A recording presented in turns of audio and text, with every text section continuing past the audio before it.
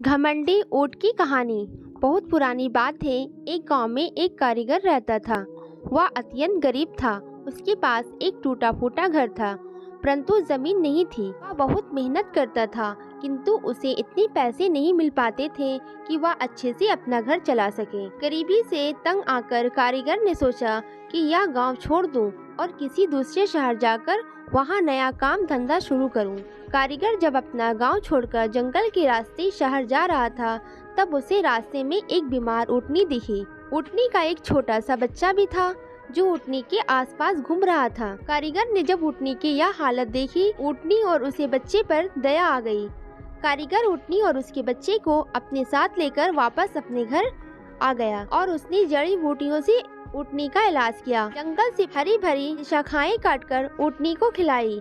ऊँटनी कुछ दिनों में ही ठीक हो गई। अब कारीगर के बच्चे और ऊँटनी का बच्चा ऊँटनी का दूध पीकर बड़े होने लगे। कारीगर ऊँटनी का दूध ले जाकर शहर में बेच देता था।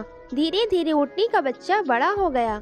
कारीगर ने ऊँटनी के बच्चे के गले में घंटी बांध दी, जिससे वह कहीं भी जाता तो घंटी की आवाज से उसका पता चल जाता था कि वह किधर है। गले में घंटी बंधे होने से ऊँट का नाम घंटाधर नाम रखा गया। ऊँटनी का बच्चा बड़ा होने पर कारीगर की माल ढुलाई का काम करने लगा, जिससे कारीगर की आर्थिक स्थिति में बहुत सुधार हुआ। कारीगर ने दूसरी गांव जाकर एक ऊँटनी और खरीद ली।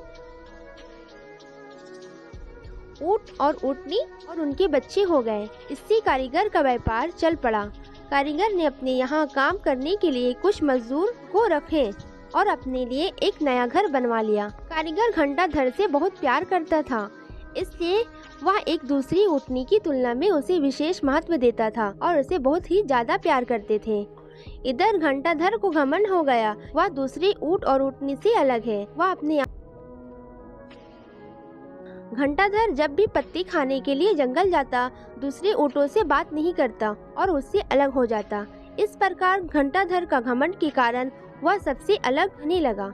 घंटाधर को दूसरी ऊँटों ने कई बार समझाया कि यह घंटा उतार दे। इसी घंटे की आवाज के कारण जंगल के खूंखार जानवर तुझे दूर ही से पहचान जाते हैं, लेकिन वह सोचता था कि उसका मालिक सबसे ज्यादा उसी से प्यार करता है, इसलिए घंटाधर दूसरी ऊँट से जलते थे। घंटाधर के घंटे की आवाज के कारण जंगल का शेर हमेशा उसकी आवाज को पहचान जाता था, लेकिन ऊँटों के झुंड में रहने के कारण उस पर हमला नहीं कर पाता था। एक दिन सभी ऊँट जंगल से पत्ते खाकर वापस लौट रहे थे।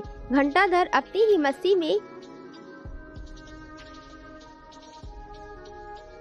ऊँटों से बहुत दूर हो गया।